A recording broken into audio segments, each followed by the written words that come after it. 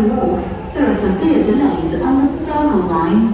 There are minor delays on the District Line between Upminster, Ealing Broadway, and Richmond at Barking. Good service on the rest of the line.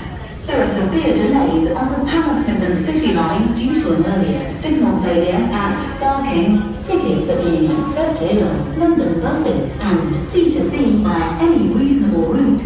The Piccadilly Line is partially closed. No service between Acton Town and Uxbridge. Minor delays on the rest of the line.